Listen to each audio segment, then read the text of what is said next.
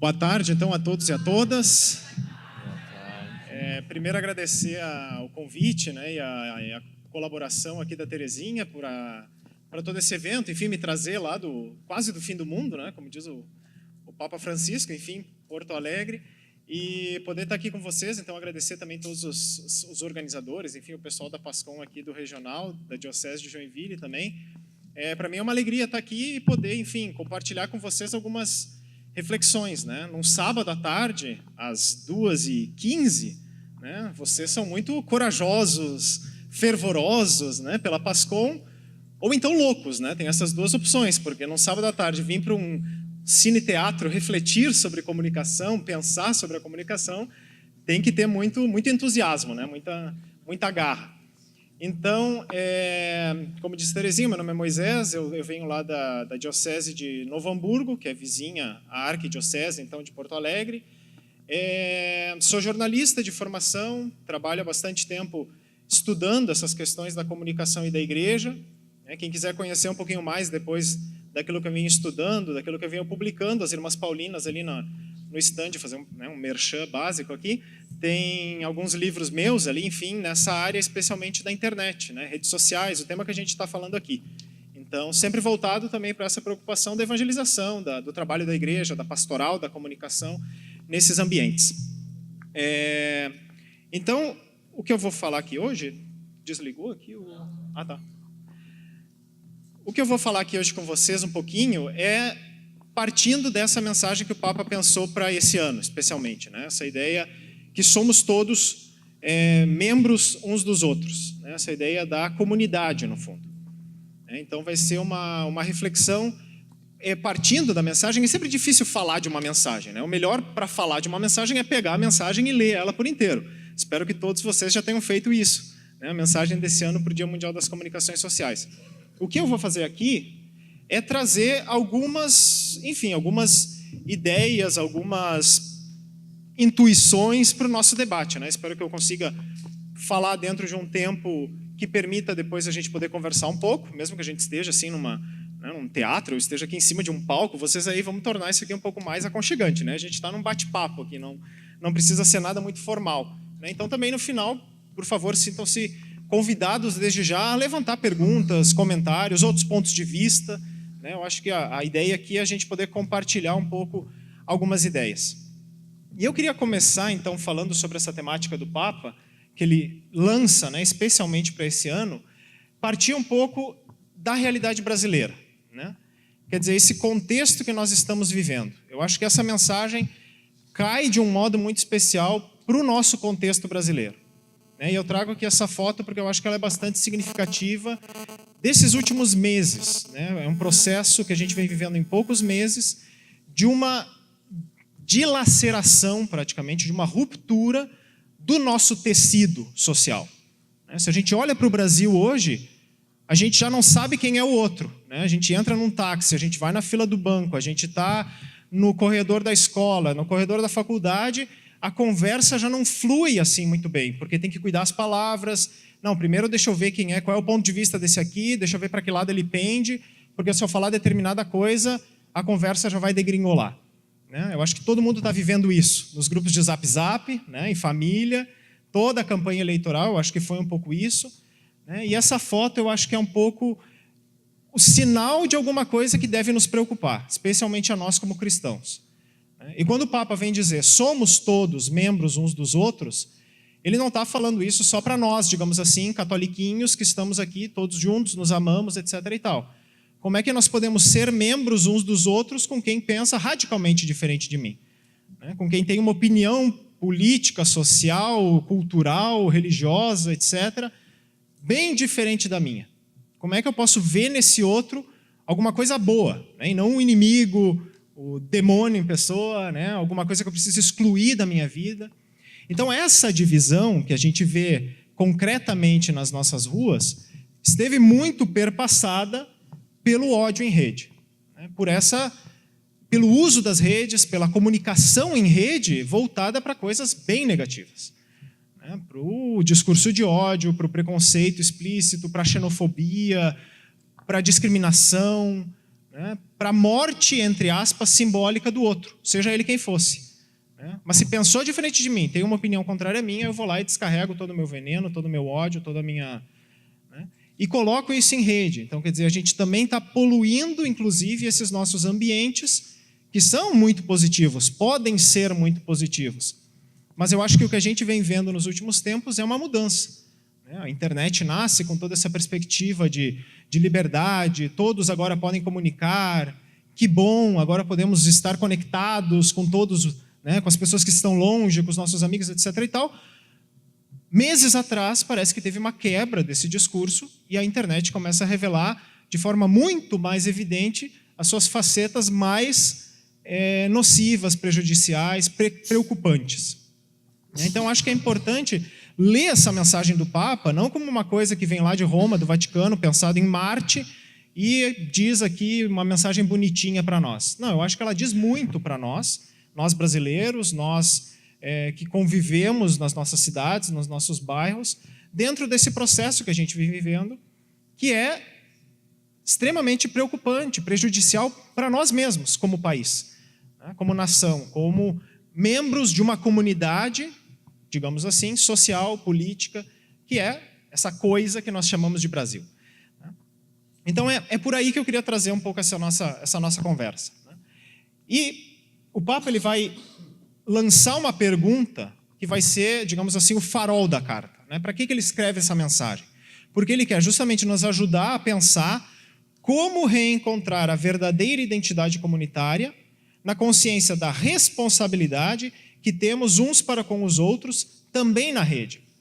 Então, quer dizer, não é uma mensagem para quem está nas redes, mas para quem também está nas redes. Então, mesmo que alguém aqui não use o WhatsApp, não esteja no Facebook, não entre, como se dizia na internet, a mensagem também é para todos nós.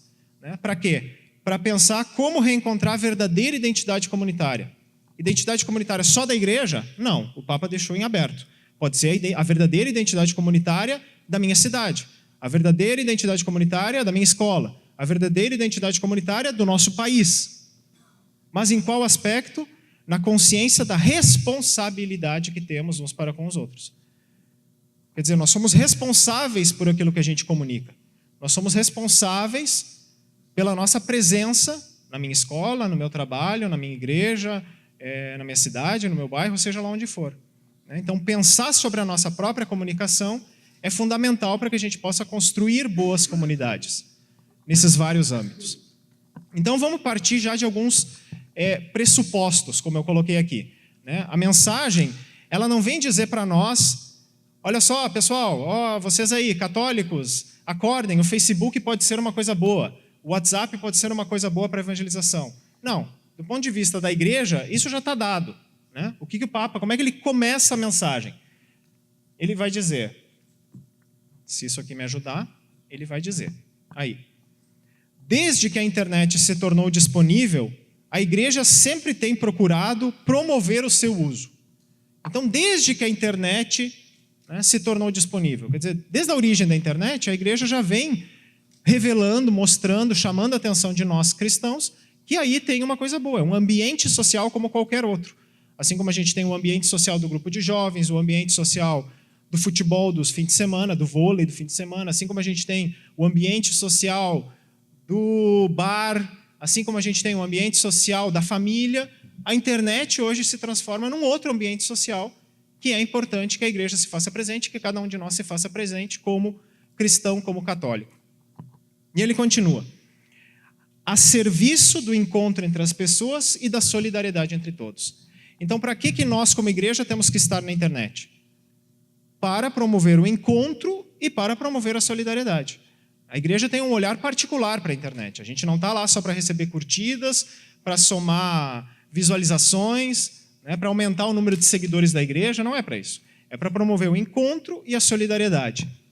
E um pouco mais adiante ele vai dizer, o ambiente mediático, dos meios de comunicação, seja como for, é tão pervasivo, quer dizer, já invadiu todos os âmbitos da nossa vida social, a ponto de já ser indistinguível da vida cotidiana.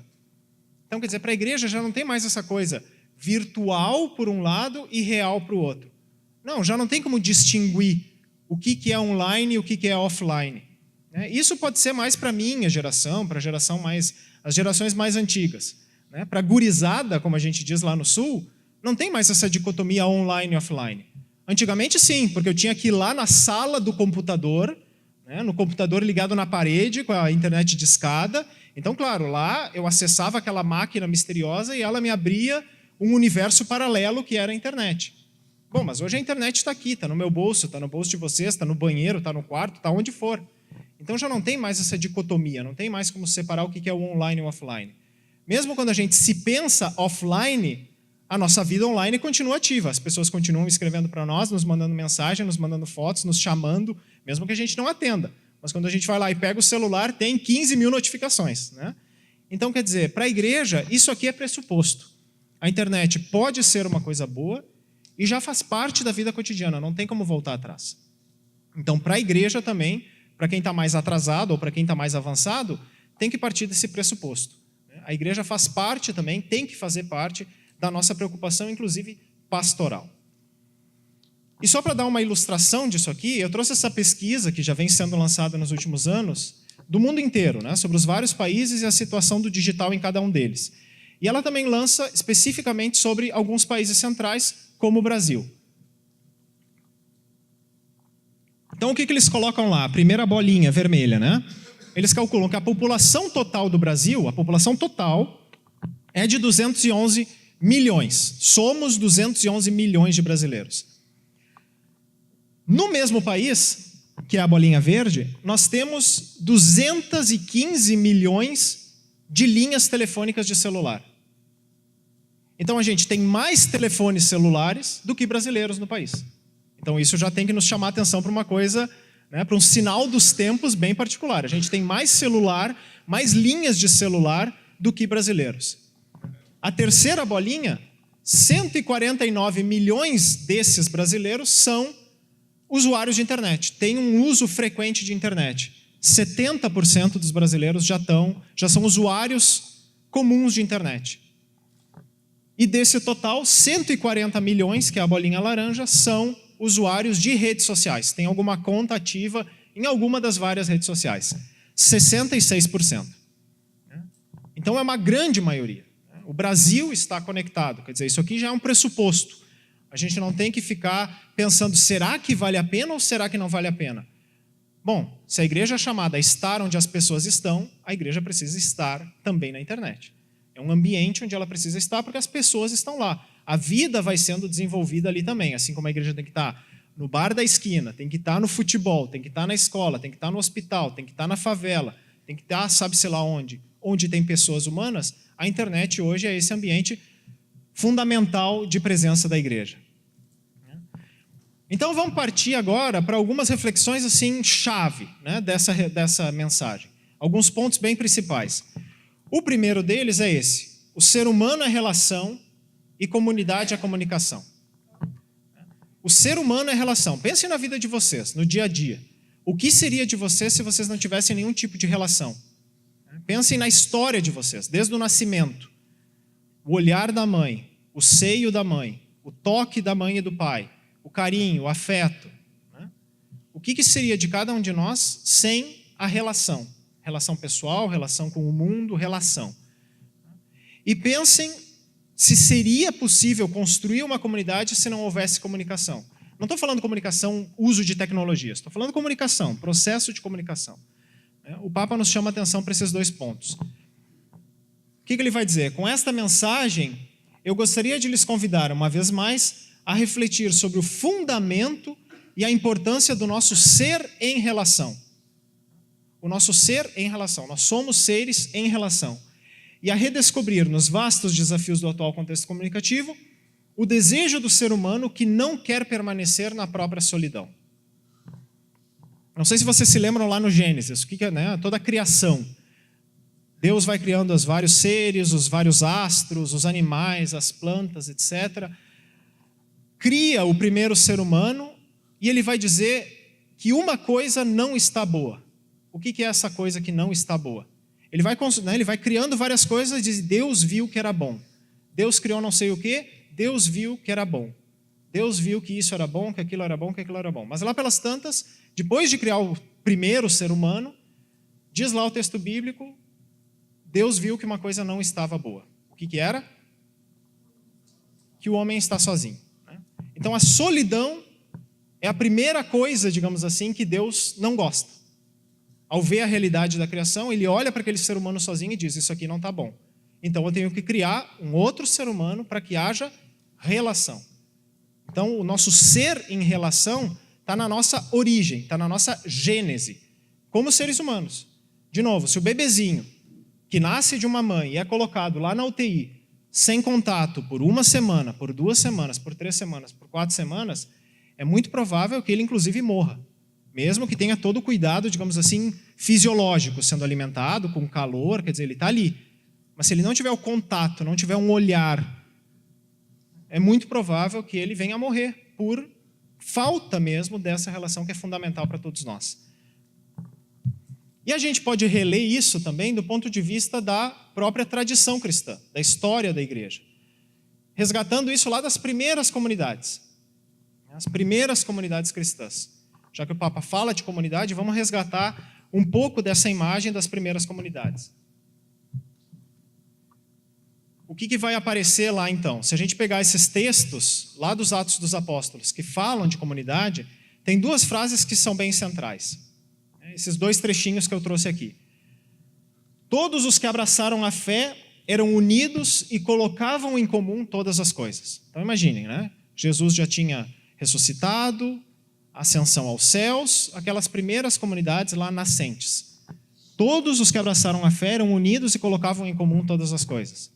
E um pouco mais adiante, Lucas vai dizer, a multidão dos fiéis era um só coração e uma só alma, tudo era posto em comum entre eles. Então vocês veem que eu destaquei aqui 2 expressões bem importantes nesses 2 trechinhos. Colocar em comum e pôr em comum. O que eu quero chamar a atenção? Para essa raiz que está nessas várias palavras aqui. Comum, comunidade, comunhão, comunicação. Todas elas têm essa raiz ali. Mum. O que é esse mum que une? Comum, comunidade, comunicação, comunhão, e pode ter mais outras palavras ainda parecidas. Comunismo, pode ser também. O que tem aí, nesse mum?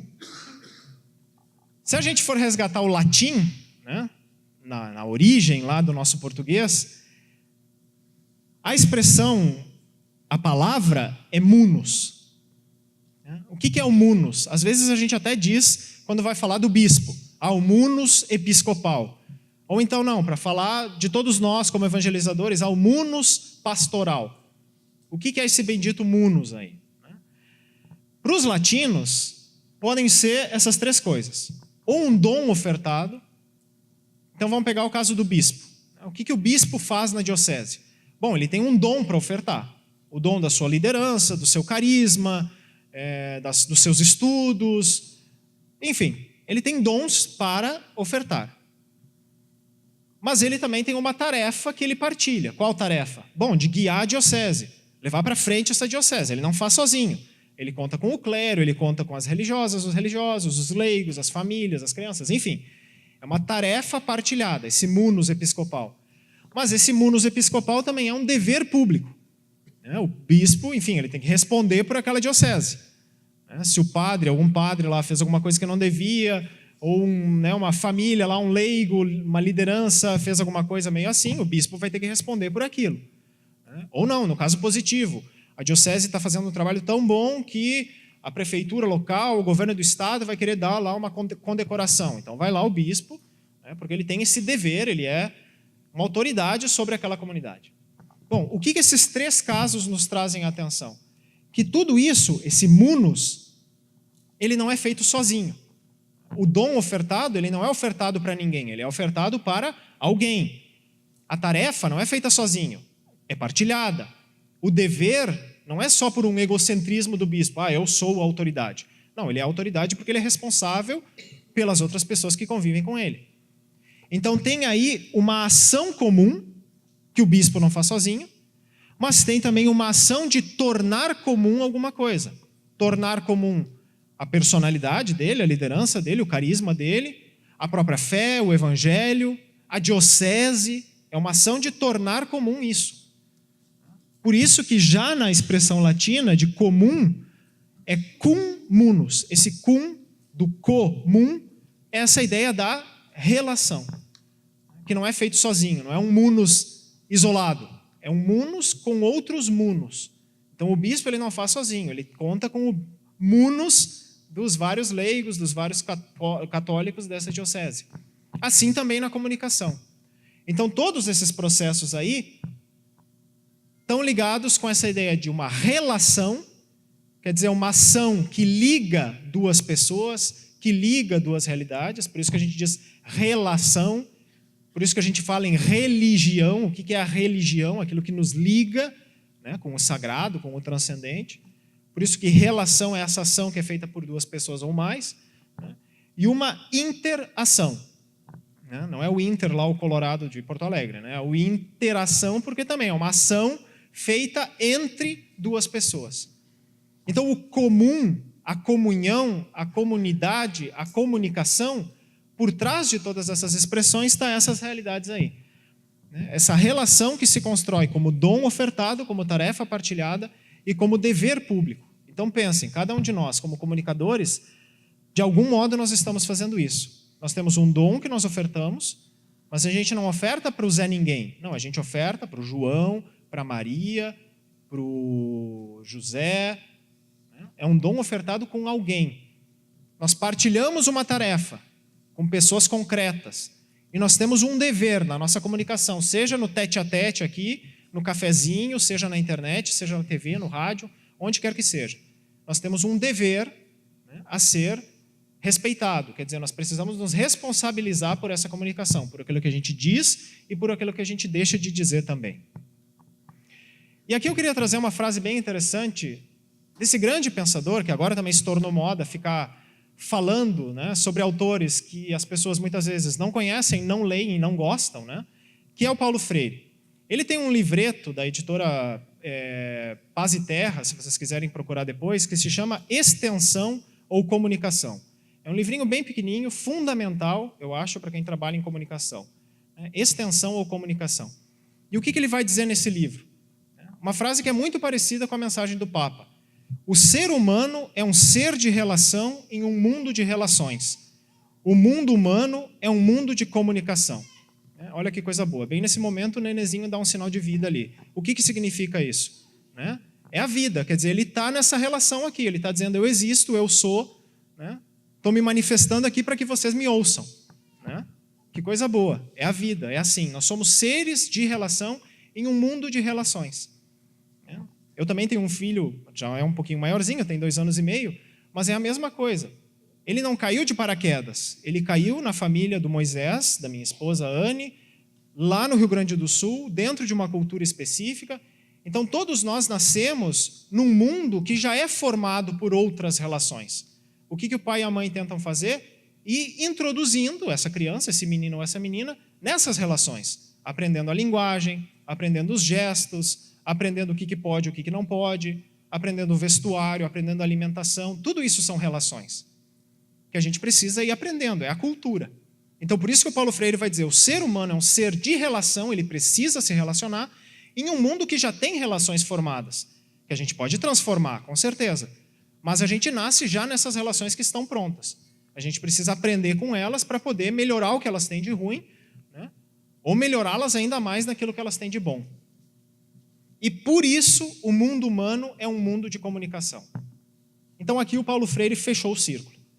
Quer dizer, se nós somos seres de relação em um mundo de relações, nós somos seres comunicadores, comunicantes, que precisamos da comunicação para sobreviver. Então, para falar de comum, de comunidade, de comunhão, a gente precisa falar também de comunicação. No diretório de comunicação da Igreja no Brasil, quem que conhece o diretório de comunicação? Muito poucos. Então depois vocês podem ir lá com as Paulinas e pedir. É um livrinho bem pequenininho, fundamental, aprovado pelos bispos do Brasil, um documento da CNBB, que é justamente isso, um diretório de comunicação. Olha ali, o padre está mostrando, capinha azul, o número 99. Nesse diretório, aparece essa ideia. Vai dizer, sem a comunicação, é impossível construir comunhão e é impossível construir comunidade.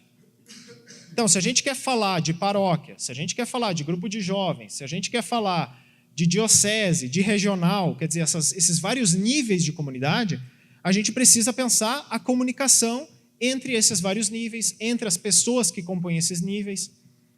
E quem que faz esse trabalho? Nós, como agentes da PASCOM. Então está aí o nosso papel fundamental para a existência da igreja.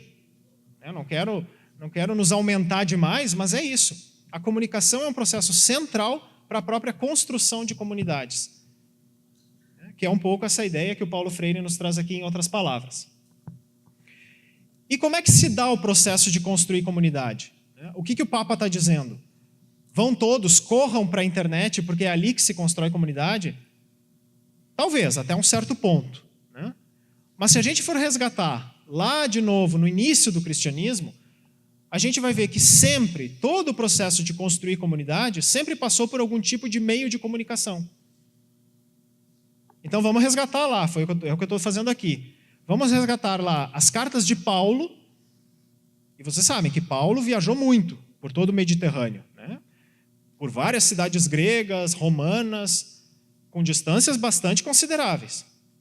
E o que era essas relações aí? O que elas faziam? O que elas construíam? A igreja. Não eram comunidades isoladas. Essas comunidades tinham relações entre elas. Eram comunidades de uma grande comunidade, que faziam parte, que formavam, que construíam uma grande comunidade chamada Igreja Primitiva, Igreja das Origens, o início da nossa igreja hoje. Então, olha só que interessante, lá nos Atos dos Apóstolos, depois da despedida em Jerusalém, Judas e Silas foram para Antioquia, reuniram a assembleia e entregaram a carta. Sua leitura causou alegria por causa do estímulo que ela continha. Essa aqui é um relato que a gente leu essa semana, né, na liturgia diária, do primeiro concílio da história da igreja, o concílio de Jerusalém. Então, o que aconteceu naquela época? Os apóstolos, eles estavam indecisos se o evangelho podia ser pregado para quem não era judeu, porque quem não era judeu não era circuncidado, não conhecia a tradição judaica. Então, será que eles podem ser cristãos ou não? Então, eles reúnem esse concílio e decidem que sim. E como é que isso chega nas comunidades? Por meio de uma carta. E essa carta chega nas comunidades e causa alegria. Quer dizer, provoca um afeto, provoca a relação, muda a realidade daquela comunidade. Uma carta. Né? A gente está falando de uma coisa de 2000 anos atrás. Mas, no fundo, é o quê? Um meio de comunicação. Depois, na carta aos Colossenses, diz Paulo, depois que vocês lerem esta carta, façam que ela seja lida também na igreja de Laodiceia. E vocês leiam a de Laodiceia. Olha que interessante. Quer dizer, Paulo fazia as cartas circularem. Eram os tweets da época. Olha aqui, estou mandando um tweet. Retweetem agora para Laodiceia. Tipo isso. Que nem nós fazemos hoje. Claro que naquela época demandava um pouquinho mais de esforço. Tinha que ir lá pegar o cavalinho, pegar o barquinho e levar o tweet para o outro lado. Não era só clicar num botão. Mas vejam que interessante. Leiam essa carta, mas depois vocês leiam a carta que eu enviei para outra comunidade. Quer dizer, isso aí circulava. As cartas eram esses pequenos tweets que iam sendo enviados de uma comunidade para outra. Depois, na carta aos Tessalonicenses, irmãos, fiquem firmes e mantenham as tradições que lhes ensinamos de viva voz ou por meio da nossa carta. Quer dizer, Paulo já não fazia dicotomia. Não, a carta é uma coisa, a minha voz é outra. Não, para ele, aquilo que ele escrevia na carta era a mesma coisa que ele diria de viva voz. Não tinha essa dicotomia. Não, na carta eu vou ser, tipo no Instagram, assim, na carta eu vou criar um mundo ali cor-de-rosa, vou ajeitar um pouquinho a minha foto, vou fazer um pouco mais bonito, mas na vida real, azar. Não, para Paulo não. Aquilo que eu escrevi na carta e aquilo que eu falei de viva voz, fiquem firmes, mantenham isso aí. Paulo não fazia essa dicotomia. E depois, olha só que interessante esse segundo trecho na segunda carta aos Coríntios. Como dizem alguns, as cartas são duras e fortes, mas a presença dele é fraca e a sua palavra é desprezível. Olha só como é que a fofoquinha já lá na igreja primitiva aparecia. Quer dizer, o Paulo ele escreve duro e tal, mas quando ele está aqui, ele é um bonachão, ele é um fracote, né? Já rolava aí esse disque. Mas aí Paulo diz, aquele que diz isso, fique sabendo que, assim como somos pela linguagem e por carta quando estamos ausentes, tais seremos por nossos atos quando estivermos presentes. Forte, né? Será que nós podemos dizer isso dos nossos zap, dos nossos tweets, das nossas presenças no Facebook? Tudo aquilo que eu posto em rede, eu faço na vida concreta. Tem que ter peito. Tudo que eu posto no WhatsApp, tudo que eu compartilho, eu defendo no face a face. Tem que ter peito. Então Paulo faz isso. Ele assume as consequências. Ele não separa aquilo que eu comunico nos meios de comunicação e aquilo que eu sou dentro de casa, com meu esposo, com meu amigo, no colégio, no trabalho, eu sou igual. Não tenho duas caras, não sou falso. Interessante. Isso aqui a gente vai refletir mais depois. Mas essa é a ideia. Quer dizer, já com Paulo, para construir as primeiras comunidades cristãs, um meio de comunicação foi fundamental. A carta. Então hoje, que nós temos meios de comunicação mais avançados, mais modernos, com mais alcance, mais fáceis de usar, mais ainda esses meios também são fundamentais para as nossas comunidades, onde quer que elas estejam. E aqui vem a ideia interessante, que o Papa reforça. Já estava lá naqueles pressupostos iniciais. Isso não significa que as redes agora substituem a vida cotidiana da paróquia, do grupo de jovens, do grupo de famílias. Não é isso. Não é isso que o Papa está dizendo. O que ele está dizendo é, as redes podem dar origem, podem complementar ou podem até expandir comunidades. É essa relação, quer dizer, a comunidade da minha paróquia, o grupo de jovens, etc., pode se aproveitar das redes para expandir essa comunidade, para criar vínculos mais fortes, né, para complementar, quando a gente não pode fazer um encontro presencial, bom, as redes podem complementar essa carência. Ou, por exemplo, num regional, numa diocese que tem paróquias espalhadas por distâncias, às vezes, muito grandes, bom, as redes podem complementar esse tipo de falta, esse tipo de problema. Então, o que o Papa Francisco nos diz? O uso dessa web social, como a gente costuma dizer, é complementar ao encontro em carne e osso. Palavras do Papa Francisco. Não é para fazer a dicotomia. Uma coisa é a rede, uma coisa é o encontro presencial. Não, elas podem se relacionar. Se a rede for usada como prolongamento ou como expectativa do encontro, então ela não trai a si mesma e permanece como um recurso para a comunhão. Então aí é que o Papa está dizendo. Quer dizer, se a gente pensa a nossa presença nas redes como um prolongamento daquilo que a gente já faz na vida cotidiana, que ótimo. A rede vai nos alimentar ainda mais nas nossas relações. Ou então como expectativa. Quer dizer, a gente publica alguma coisa na rede esperando, né, para que aquilo chame mais pessoas, para que aquilo torne um evento, uma missa, uma celebração mais atrativa, mais animada, mais envolvente, chamando para o encontro presencial. Mas não são coisas dicotômicas, né? São coisas que se relacionam. Paulo escrevia a carta, né, dizendo, olha, vou ir aí daqui a algum tempo, então façam isso, façam aquilo, e quando Paulo chegava lá, bom, a carta já preparou o caminho. Ou ao contrário, acontecia um encontro numa igreja, lá numa das cidades que Paulo passava, eles viviam uma experiência extremamente rica, mas Paulo tinha que ir embora. Quando ele ia para outro lugar, ele escrevia de volta para aquela comunidade para continuar animando aquela comunidade. Então, no tempo das redes, as redes podem ser também essa complementariedade, esse prolongamento, essa expectativa, podem nos ajudar a fomentar relações melhores presenciais, né? Face a face. E aí o Papa ele vai trazer 4 âmbitos bem interessantes. Depois vocês busquem lá a mensagem que vão aparecer esses 4 âmbitos. Como é que a rede pode ser usada positivamente para a família? Então ele vai dizer, se uma família usa a rede para manter uma relação e depois se encontrar na mesa, todos juntos, olho no olho, que ótimo, essa rede está sendo um recurso, está sendo um bom uso. Por exemplo, eu tenho uma irmã que mora lá na Califórnia, com 5 sobrinhos.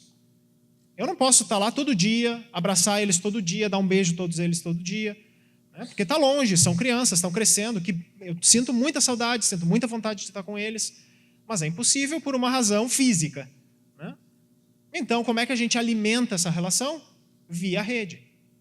Eu não posso estar lá praticamente nem todos os anos, inclusive por falta de tempo, né? Então, claro, se eu deixar assim, a relação também vai morrendo. Mas que bom que existe a rede, que eu posso alimentar essa relação todos os dias. Mas isso não significa que agora eu não quero mais ver eles presencialmente. Não, ao contrário. A rede me dá mais desejo ainda de um dia ir lá ou de que eles venham para cá e a gente possa se rever e se abraçar. Depois o Papa vai trazer o mesmo exemplo nas comunidades, nas nossas paróquias. Quando a rede, o Facebook, o WhatsApp, é usado para alimentar ainda mais as relações, para animar ainda mais os jovens, as famílias, chamar para uma missa, chamar para um evento, que bom, ela está sendo um recurso. Para os doentes, alguém que não pode ir na missa, bom, está lá, sei lá, isolado na UTI, ou passando por uma quimioterapia. Pense nesses casos também. Como a rede pode ser um meio de manter essa presença, de manter a relação, de fazer um gesto concreto de amor, de carinho, de atenção. Um jovem que se afastou por razões, sabe-se lá quais, de droga, de algum vício, rompeu com a namorada, se mudou, foi para outro país, ou brigou com alguém da paróquia e agora não aparece mais. Se a rede está sendo usada para realimentar esses laços, que ótimo. O Papa vai falar ainda da beleza, a rede como esse espaço também de contato com a beleza, com a bondade, com as coisas boas da vida, e com o sofrimento. De novo, pense em relações, situações de doença, situações de depressão, pessoas que podem estar passando por um desemprego, falta de dinheiro, incerteza diante do futuro, os jovens, especialmente os adolescentes. Como a rede pode ser também um momento, um espaço, uma frestinha da porta para poder ter contato com aquela pessoa. Pode ser o primeiro contato para talvez uma relação muito fecunda. Os sacerdotes, as religiosas, ou enfim, quem trabalha em escola, que tem contato mais direto com jovens, com adolescentes. As redes podem ser um ambiente de extrema relação, de contato íntimo no sentido positivo, quer dizer, de uma abertura, e os padres podem ter essa experiência. Talvez aparecem coisas nas redes, ali no Zap Zap, que talvez não apareçam no confessionário, não apareçam na orientação ali espiritual, mas vão aparecer no Zap Zap. Não tem problema, que ótimo, se isso aí me ajuda a ajudar aquela pessoa. Então depois vocês busquem na mensagem esses 4 pontos aqui que são fundamentais. E alguns exemplos rápidos aqui do cotidiano, da vida concreta da igreja. Esse aqui foi um encontro do Papa Francisco via Google Hangout, o Skype do Google, com várias crianças que vocês veem ali embaixo, de escolas espalhadas pelo mundo inteiro. Aquele logotipo lá, Escolas, é uma ONG que o então arcebispo de Buenos Aires, Bergoglio, o Papa Francisco, quando era arcebispo de Buenos Aires, ajudou a fundar. E hoje ele continua colaborando com essa ONG, que, enfim, promove valores com as crianças, etc., em escolas do mundo inteiro. Então, agora que ele é Papa, o que essa ONG fez? Convidou o então Bergoglio a fazer um chat, a fazer um face-a-face aí com crianças do mundo inteiro. Então, imaginem, que interessante, uma criança lá do meio da Índia, que talvez nunca iria para Roma, nunca imaginaria que poderia falar cara a cara com o Papa, e ela teve ali 40 minutos de conversa com o Papa Francisco, graças à rede. Que maravilha. Também por parte do Papa, que abertura, o sumo pontífice da Igreja Católica se dedicando a passar ali meia hora com a piazada do mundo inteiro conversando sobre coisas em geral. As crianças podiam fazer perguntas e o Papa respondia. Tinha até um menino do Brasil ali, agora não sei qual das fotinhos. Isso aí está no YouTube, depois vocês podem procurar, tá a conversa inteira. Então aí, uma possibilidade. Mas isso aqui é comunidade? Bom, aí a gente precisa rever o que nós definimos por comunidade. Para essas crianças que puderam passar 40 minutos conversando com outras crianças e com ninguém menos do que o Papa, bom, isso aí formou uma comunidade que eles nunca imaginariam que poderiam experimentar. Uma relação cara a cara com o Papa. Uma conversa em que o Papa está respondendo a minha pergunta. Essa é uma relação que eles nunca sonhariam. Para essas crianças foi uma comunidade, uma experiência de relação, de vínculo forte ali construída com o Papa, graças à rede. Um outro exemplo, toda a preparação para o sínodo dos jovens. A igreja lançou várias hashtags para serem usadas nas redes, por exemplo essa, Synod 2018, e antes do sínodo, muito tempo antes do sínodo, convidou as pessoas a postarem coisas sobre o sínodo, sobre a juventude, sobre os desafios da juventude, usando essa hashtag. Porque daí, lá na Secretaria do Sínodo do Vaticano, eles poderiam acompanhar essas hashtags e ver o que as pessoas estão falando sobre o sínodo, sobre os jovens, sobre a igreja. Então, claro, formou ali uma espécie de comunidade reflexiva sobre a questão dos jovens e a igreja. É uma abertura, é uma forma de construir também relação para pensar uma coisa bem concreta, bem presencial, como o sínodo, que depois vai ter repercussões concretas na vida de cada jovem católico. Uma experiência, uma possibilidade aí de relação.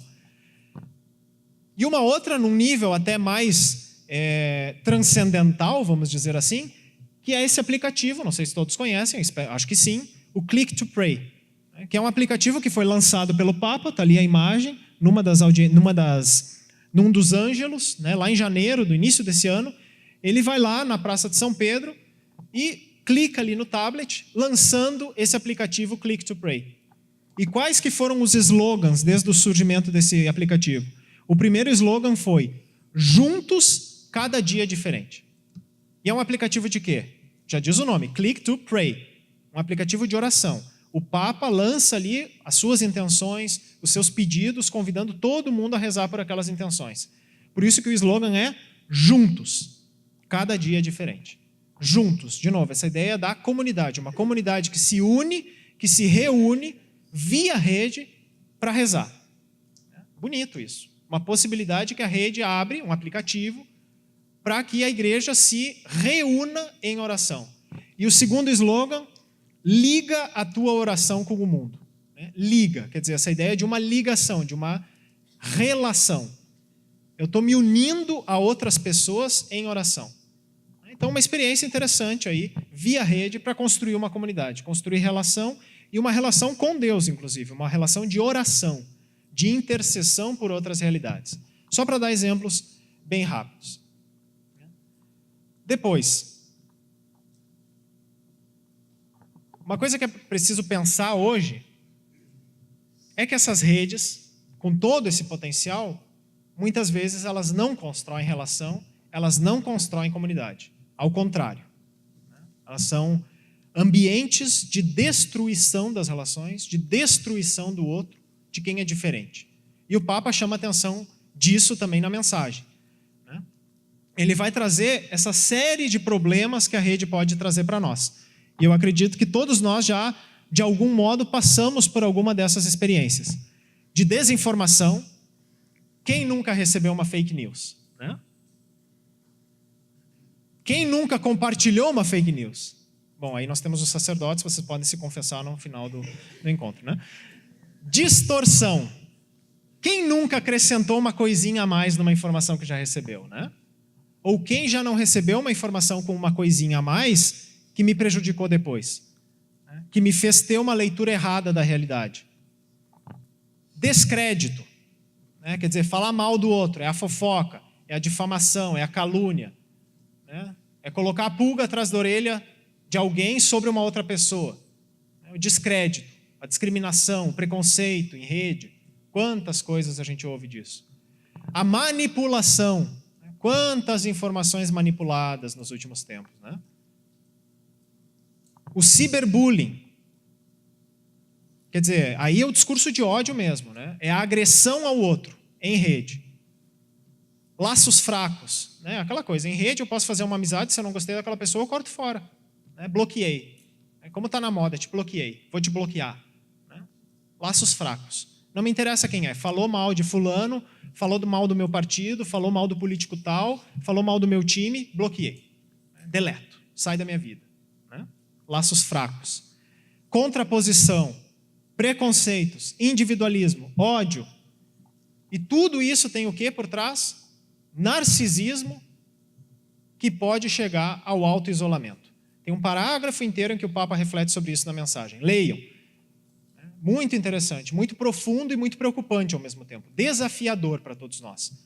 Porque não é uma coisa que a gente olha e diz, fulano de tal fez isso comigo. A questão é inverter, olhar no espelho e dizer, até onde na rede eu estou sendo preconceituoso? Até onde na rede eu estou sendo narcisista? Até onde na rede eu não estou sendo odiento, odioso? Será que eu não estou sendo também um gerador de fake news, um disseminador de fake news, um compartilhador de fake news? Aí também tem um outro exame de consciência que a gente pode fazer, se alguém já quiser ir fazendo ao longo da palestra, no final os sacerdotes estão aqui, podem confessar, né? Porque são problemas graves, né? Quando a comunicação é mal usada, mal praticada, gerando problemas bem sérios. E isso vai aparecer de um modo ainda mais explícito nessa exortação apostólica que o Papa lançou no ano passado sobre a santidade. Uma temática que, em princípio, não tem nada a ver com comunicação. Santidade, o que tem a ver com comunicação? Mas aí lá vai aparecer, no númerozinho 115, na exortação Gaudete et exultate. Alegrai-vos e exultai. Quer dizer, uma exortação para nos animar a sermos santos. Mas aí o Papa vai dizer, só um pouquinho, antes de ser santos, pode acontecer também que os cristãos façam parte de redes de violência verbal através da internet. Quer dizer, não é um problema dos políticos, né, da grande mídia, dos pagãos. Não, os cristãos podem fazer parte de redes de violência verbal. Até mesmo nas mídias católicas é possível ultrapassar os limites, tolerando-se a difamação e a calúnia e parecendo excluir qualquer ética e respeito pela fama alheia. Não é a Globo, não é a Veja, não é a Folha de São Paulo, é as mídias católicas que muitas vezes podem estar fazendo difamação, calúnia, sem qualquer ética e respeito pela fama alheia. E não é o Moisés que está falando, é o Papa Francisco num documento do magistério como uma exortação apostólica. Então isso aqui a gente tem que atentar muito. Não é brinquedo isso aqui. Não é, o Papa não está escrevendo isso aqui só para chamar atenção, só para dizer que eu não falei. Não, tem uma coisa grave, é um parágrafo inteiro de um documento sobre a santidade, chamando a atenção dos católicos para dizer, olha, se continuar assim, a gente não está no bom caminho. Não estamos sendo santos na nossa ação de comunicação. Então tem uma coisa bem grave aqui para a gente refletir. E isso tem muito a ver com esse panorama das redes. Aquilo que alguns autores vão chamar de bolhas da informação. O que são essas bolhas da informação? É isso aqui. A gente está ali no meio, cada um de nós, onde está escrito você. O que nos chega das redes sociais? O que nos chega do Facebook? O que nos chega quando a gente digita alguma coisa no Google? Que tipo de resposta chega até cada um de nós? Aquilo que passa por essa bolha. E o que tem na membrana dessa bolha? Os algoritmos dessas redes sociais, os mecanismos de pesquisa. Façam o teste. Escolham uma palavra aleatória, num grupo aí de 5, 10 pessoas, e busquem a mesma palavra no celular pessoal de cada um de vocês, no mesmo Google. Cada um vai receber respostas diferentes. Por quê? Porque o Google faz um cálculo dentre tudo aquilo que a gente já pesquisou, os sites que a gente visita, aquilo que a gente posta, e vai nos dar de retorno aquilo que nos espelha. Aquilo que tem a ver com os nossos gostos, os nossos interesses, etc. e tal. Então, toda a informação que muitas vezes a gente busca na rede está passando por essa bolha e está chegando até nós filtrada pelo Google. Tem coisas que não vão chegar até nós. Podem chegar a mim, mas não pode chegar a ti, pode não chegar àquele outro, ou aquele outro pode receber e eu não. A mesma coisa no feed lá, na linha do tempo do Facebook, na linha do tempo do Instagram, na linha do tempo no Twitter, é a mesma coisa. Os portais de notícias. Os portais de notícias estão sempre sendo atualizados. Mesmo que a gente não atualize a página, às vezes a página se atualiza sozinho, né? E às vezes ela se atualiza sozinha de acordo com o Moisés. E de acordo com a Maria, vai se atualizar diferente. A ordem das notícias vai aparecer de um modo diferente para Maria do que para o Moisés. Os sites de notícias, eles já conseguem fazer também esse cálculo, organizar o próprio layout das notícias, aquilo que vai ser manchete para um, talvez não vai ser manchete para o outro. Isso é um problema grave. Isso é o que se chama, então, de bolha filtrada, essa bolha de informação. E aqui eu vou passar rápido. O que essa bolha de informação faz? Que a gente receba cada vez mais do mesmo, porque, enfim, a bolha vai filtrar de acordo com os meus gostos. Então, se eu só gosto do partido X, só gosto da ideologia X, eu vou receber sempre mais do mesmo. Se torna cada vez mais difícil de ter contato com o diferente, com o outro, com outra opinião, A gente já exclui direto. Ah, não, isso aqui é petralha, isso aqui é coxinha, não me interessa. A gente já corta fora. Então isso prejudica o nosso próprio pensamento. Se a gente só lê mais do mesmo, sempre o mesmo, isso é um empobrecimento, inclusive cognitivo.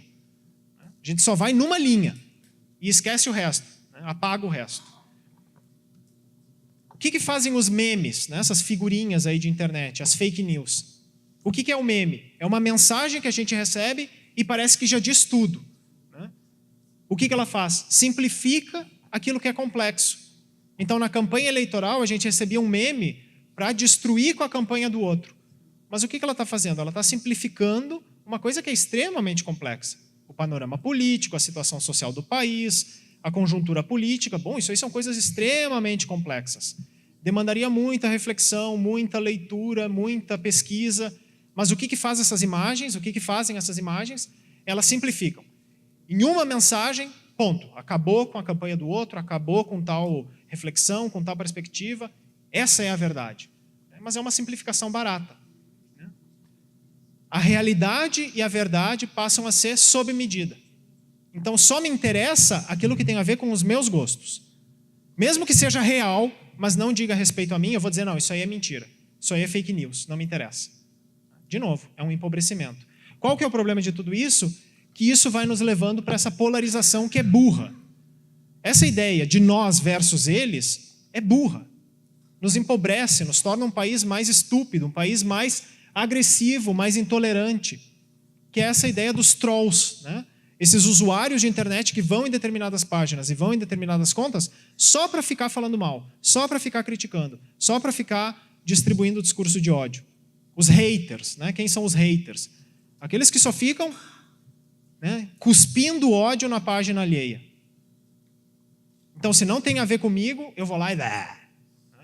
É do outro partido, blá. Ah, não tem a ver com a Igreja Católica, blá.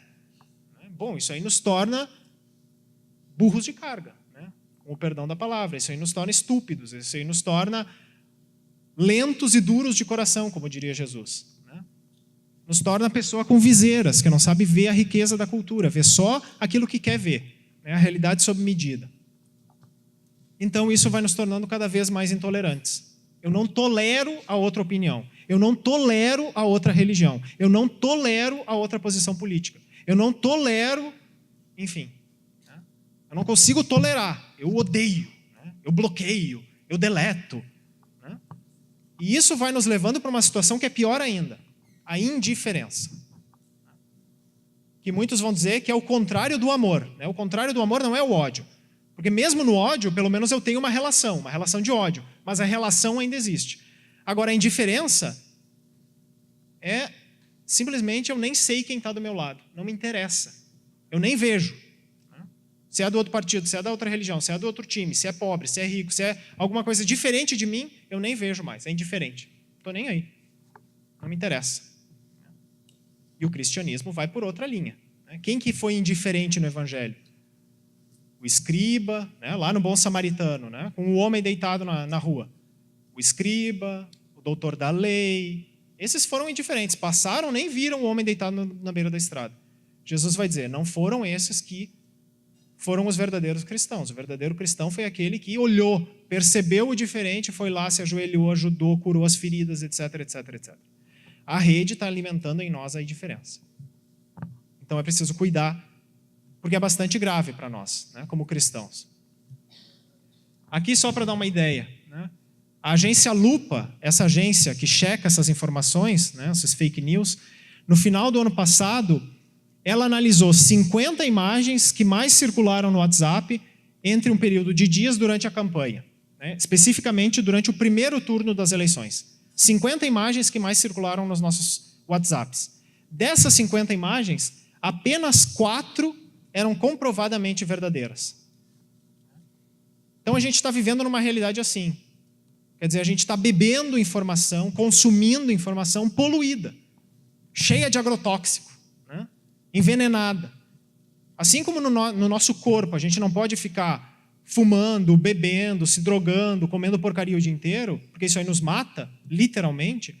Assim também na nossa dieta midiática. Se a gente passa o dia inteiro comendo ódio da internet, comendo mentira, né, bebendo veneno, alimentando em nós esse ódio, a gente vai se tornar pessoas cheias de ódio. Se a gente só bebe intolerância, a gente vai se tornar pessoas intolerantes. Então a gente precisa cuidar muito bem o que nós estamos consumindo na rede, o que nós estamos fazendo em rede, se nós realmente queremos ser cristãos. Se a gente está na rede para estar na rede, não tem problema, né? Façam o que vocês bem entenderem. Agora, se nós queremos ser verdadeiros cristãos nas redes, a gente precisa ter muita consciência e crítica sobre aquilo que a gente vem fazendo. O que o Papa vai dizer? Como rede solidária, a comunidade requer a escuta recíproca e o diálogo, baseado no uso responsável da linguagem. Escuta. Uma coisa que é cada vez mais difícil da gente fazer. Se alguém começa a falar e já vem com aquele discursinho, né, eu já bloqueio. Quer dizer, o que a gente não está mais sabendo fazer? Escutar o outro. Mesmo que o outro esteja falando bobagem para os meus ouvidos, como cristão eu tenho que escutá-lo. Como gesto de abertura ao diferente. Pelo menos escutar o outro, dar o direito do outro falar. Desde que não caia naquilo que a própria lei proíbe, discurso de ódio, preconceito, aí não, obviamente, porque isso aí já fere inclusive a lei, já fere a minha dignidade como pessoa. Mas a gente está se tornando pessoas cada vez menos aptas a escutar. E o Papa vai dizer, a escuta recíproca, o diálogo, saber escutar, mas também poder dizer a sua opinião. E sempre tendo em conta o uso responsável da linguagem. Tudo que a gente comunica em rede, as minhas selfies, as minhas curtidas, os meus comentários, os meus videozinhos, né, o meu stories lá no Instagram, tudo isso aí tem que ser responsável, tem que ser ético do ponto de vista social e tem que ser cristão do ponto de vista da fé. A gente tem que ser criterioso com aquilo que a gente posta. É o nosso testemunho que está em jogo. É a nossa imagem como cristãos, é a nossa vida como cristãos. Senão, do que adianta? A gente vai lá na igreja, levanta os braços, adora, reza, tudo lindo. Aí vai lá visitar o Instagram da pessoa, quem é esse aí? É aquele que estava lá dentro da igreja? Nossa, quanta diferença. Né? Então não dá para nós sermos essa dicotomia. A gente tem que ser transparente. Aquilo que fazemos na rede, temos que fazer na vida concreta do dia a dia. Como Paulo, aquilo que eu digo na carta e aquilo que eu faço pessoalmente são a mesma coisa. E aqui, para ir finalizando, essa ideia da identidade. A identidade se funda na alteridade. O que o Papa vai chamar a atenção? Ele está falando em comunidade. A identidade de uma comunidade. Ele vai dizer, essa identidade, quer dizer, nós como católicos, ou eu, Moisés, jornalista, católico, pai de família, quer dizer, tudo isso que alimenta a minha identidade é construído na alteridade. O que é a alteridade? O outro. Ninguém vive em Marte sozinho, né? Até o Pequeno Príncipe, que nem estava ali no estande das irmãs. Mesmo o Pequeno Príncipe, que vive lá num planeta isolado, ele se relaciona. Né? Tem lá os bichinhos, tem a rosa, né? Enfim. Então ninguém pode se pensar como ser fora da relação. Então tudo aquilo que eu só sou porque existem outros que me ajudaram a ser quem eu sou. A igreja só é igreja porque existem outras realidades que ajudaram ela a ser igreja. A minha paróquia só é a minha paróquia porque existem outras realidades fora dela que ajudam ela a ser ela. Que ajudam, que me ajudam, que ajudam a igreja, que ajudam a minha escola. Essa ideia de uma relação com a alteridade. Então nós, eu, Moisés, você, a igreja, a minha paróquia, o meu grupo de jovens, essas identidades só são porque elas são entre nós. Quer dizer, porque existem em relação com outros. Ninguém é isolado. Né? Vamos ir aprofundando para ficar mais claro. O que o Papa vai dizer? Ele vai usar essas metáforas, né? A metáfora da rede e a metáfora do corpo, para dar a ideia de quê? De relação. A rede funciona graças à coparticipação de todos os elementos. Então pensem, numa rede, a rede de deitar, a rede da internet, tem uma relação ali entre vários elementos. A coparticipação, todos aqueles nós participam juntos disso que a gente chama de rede. E no corpo? O corpo manifesta a relação de reciprocidade entre as pessoas fundada num organismo que as une. Então a gente tem o estômago, tem o cérebro, né, tem os músculos, tem o sangue, tem os tecidos, tem o coração. Quer dizer, cada um tem a sua identidade, são órgãos específicos. Mas eles só funcionam como organismo porque eles têm relações de reciprocidade. Nenhum pode sobreviver isolado. O cérebro não pode viver fora do corpo, que nem tem nos desenhos lá num vidro, e o cérebro sozinho lá. Não, isso aí é só em desenho animado. O cérebro precisa do sangue, precisa dos outros órgãos, etc. Essa relação de reciprocidade. E essas metáforas, o Papa vai trazer para a ideia de comunidade também. O que ele vai dizer? Para ser eu mesmo, eu preciso do outro. Então pense, na minha vida, eu sou quem eu sou fulano, eu faço isso, eu vivo daquilo, eu convivo nessa realidade, bom, eu tenho essa vida. Eu só sou o que eu sou por causa de outros. E eu preciso desses outros para ser quem eu sou. Preciso agradecer por essas várias relações em que eu estou para ser quem eu sou. Só sou verdadeiramente humano, verdadeiramente pessoal, se eu me relaciono com os outros. Essa ideia da relação de novo. E aqui, para exemplificar, tem uma tradição africana muito interessante, que é a tradição filosófica, enfim, de vivência, chamada Ubuntu. Foi muito forte na época do Nelson Mandela, lá na luta pelos direitos dos negros na África do Sul, o apartheid, para derrotar o apartheid. Foi muito valorizada essa filosofia dos africanos chamada Ubuntu. O que é o Ubuntu? É essa ideia. Eu sou porque nós somos. Quer dizer, ninguém vive isolado. Eu só sou quem eu sou porque eu tenho uma comunidade. A minha família, a minha paróquia, a minha igreja, a minha escola. Então, eu sou porque nós somos. Essa que é a ideia que o Papa Francisco também está querendo trazer. Eu preciso do outro. Eu preciso das relações para ser quem eu sou. Depois, um outro filósofo bem famoso, o Emmanuel Levinas, que vai trazer essas outras expressões. Nós não é o plural de eu. Não é uma soma de pessoas individuais, esse nós. Esse nós é algo mais do que cada individualidade separada, isolada. Não, é a relação. Não é o plural de eu. Então, quer dizer, a minha comunidade me espelha. Sou eu. É esse narcisismo. Não. A comunidade tem que ser aquilo que também me desafia a ser melhor, me ajuda a superar meus defeitos, me ajuda a melhorar aquilo que eu tenho de bom. Não é o plural do eu, não, é uma soma de pessoas diferentes. O outro que me olha, me afirma. De novo a imagem do nenezinho. Por que o olhar da mãe é tão importante? Porque é o olhar da mãe que vai dizer para o bebê, você é um ser vivo. Você existe, você tem vida. Eu amo você, eu cuido de você. O outro que me olha, me afirma, me diz que eu sou. Então pensem, na vida de cada um de vocês, quantos olhares, entre aspas, que olharam para vocês e vocês se sentiram reconhecidos. Agora vai. Agora eu estou confiante, porque fulano me olhou, fulano me disse tal palavra. O outro que me olha me afirma. Eu só sou porque eu existo numa relação com outros. E o outro é aquele por quem eu sou responsável.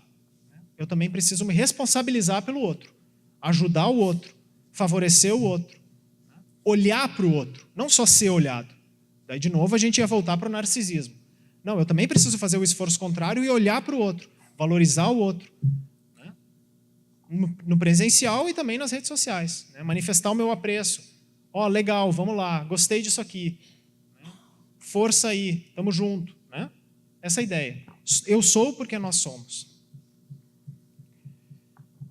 Aqui, como o tempo já está avançando, é mais ou menos a mesma ideia. E aqui, para ir finalizando, é um pouco essa imagem. Quer dizer, ninguém é eu sozinho, isolado. Eu só sou porque eu estou em relação com um tu. E é essa relação que forma o nós. Então pensem nos vários nós de vocês. A família, a paróquia, a escola, o trabalho. Isso só é possível porque existe essa relação. Não é porque o chefe é dono da minha empresa que essa empresa existe. Se não fosse por mim, que sou o empregado desse meu chefe, essa empresa não existiria. Na família, o meu pai é o dono da família. Não. É porque o teu pai tem uma relação com a tua mãe que tem uma relação com os filhos. É essa relação que forma o nós. Isso depende exclusivamente do pai? Não. Muitas vezes os pais vão embora e a família continua existindo. O nós continua forte. Então, essa ideia de um nós que vai além do eu. que se constrói na relação. Sem o outro, eu não tenho mais igreja. Sem o outro, eu não tenho mais grupo de jovens. Sem o outro, eu não tenho mais família. Eu preciso do outro para que a comunidade exista. E eu preciso fortalecer essas relações para que a comunidade exista. Não é propriedade de ninguém. A igreja não é do Papa. Os papas vão e vêm. Tomara que Francisco permaneça por muito tempo. Mas um dia ele não vai mais estar, vai vir outro. Mas a igreja continua existindo, mesmo na ausência dos papas. Por quê? Porque existe a relação. Quer dizer, não é que a igreja é de ninguém. Não, ela é de todos nós. Na nossa relação é que existe a igreja. Claro, a relação também com Deus. Ele que sustenta. Mas isso vale para todas as nossas outras comunidades. E aqui volta essa outra frase do Paulo Freire, que é muito interessante, que a gente pode trazer, inclusive, para a evangelização. O que ele vai dizer? Ninguém educa ninguém, como tampouco ninguém se educa a si mesmo. Os homens se educam em comunhão, mediatizados pelo mundo. O que ele quer dizer com isso? Vamos traduzir para evangelização. Ninguém evangeliza ninguém, em primeiro lugar. Quem é que evangeliza, no fundo? Por que nós evangelizamos? Por quem que nós evangelizamos? Por força de quem que nós evangelizamos? Do Espírito Santo. Então não sou eu que evangelizo. É o Espírito Santo que evangeliza alguém por intermédio de mim. Eu não sou nem o iniciador do processo e nem o finalizador do processo. Quer dizer, a evangelização já é uma relação que passa por mim, mas que começa em Deus. Então, em primeiro lugar, ninguém evangeliza ninguém. Depois, ninguém se evangeliza. Ninguém virou católico porque um dia decidiu, vou ser católico. Não, ou ser cristão. Não, porque viveu numa família, conheceu alguém que foi testemunho, leu um livro que talvez me inspirou alguma coisa, mas sempre num processo de relação. Mesmo Paulo caiu do cavalo lá. Por quê? Bom, porque ele ouviu uma voz, etc., sentiu uma luz. Relação de novo. Não se evangelizou sozinho. Sempre na relação. Então, os homens se evangelizam em comunhão. Em comunhão com quem? Com Deus, em primeiro lugar, mas com os outros. A igreja só evangeliza porque ela se alimenta dessa comunhão com Deus e precisa alimentar cada vez mais a comunhão com as pessoas, com a cultura, com as cidades, etc. e tal. Então, isso é fundamental para a gente pensar. Concluindo um pouco essa nossa conversa, duas ideias bem centrais. A primeira delas, a igreja é uma rede de comunidades e é uma comunidade que se constrói em rede. Então, o que o Papa Francisco vai dizer numa mensagem do ano passado para os jovens lá celebrando os 300 anos de Aparecida? Olha que interessante, ele está falando da história da imagem lá de Aparecida, né, que foi achada no rio, os pescadores estavam pescando, não pescavam nada, quando pescaram uma imagem quebrada. Então o Papa vai usar essa história para dizer isso aqui. As redes não se encheram de peixes, se transformaram em comunidade. Que Maria, transforme as redes da vida de vocês, redes de amigos, sociais, materiais, virtuais, em algo mais significativo, que se convertam numa comunidade. Comunidades que são luz e fermento de uma sociedade mais justa e fraterna. Então, por que a igreja está na rede? Para somar seguidores? Para ter mais visualizações? Para receber mais curtidas? Não, não é para isso. Não é para ficar pescando esses peixinhos baratos. É para que, graças às redes digitais, essas redes se transformem em comunidade. De pessoas, de relações humanas, de famílias. Então é muito bom que nós tenhamos grandes lideranças midiáticas, padres, cantores, freiras, não sei o quê, youtubers, não sei o quê, maravilha. Mas esses não têm que ser os nossos exemplos. Me desculpem aos grandes católicos midiáticos, são bons exemplos para a gente aprender algumas coisas. Mas o foco não é esse, ser famoso.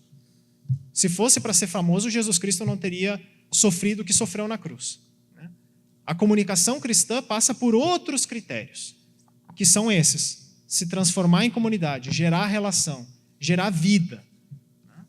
Então, que Maria nos ajude a converter essas nossas redes, os nossos zap-zaps, o nosso stories lá no Instagram, as nossas curtidas no Facebook, em novas relações, em relações mais fortes, para que isso alimente a nossa paróquia, para que isso alimente o nosso grupo de jovens, para que isso alimente a nossa igreja. No testemunho de vida, não só na mensagem que sai da boca para fora. no testemunho de vida de pessoas que se relacionam. E por fim, essa ideia que está lá na mensagem. A própria igreja é uma rede tecida pela comunhão eucarística. De novo, essa ideia da relação. A igreja é uma rede, mas uma rede tecida pela comunhão com Cristo, onde a união não se baseia nas curtidas, mas na verdade, no amém com que cada um adere ao corpo de Cristo, acolhendo os outros. Não é só uma curtida que é, né, aquela curtida indiferente. Curti só porque, né, só para que o outro se sinta mais felizinho. Não, é o amém. O que é o amém quando a gente diz lá? O corpo de Cristo, amém. Quer dizer, eu estou assumindo tudo que esse corpo de Cristo viveu.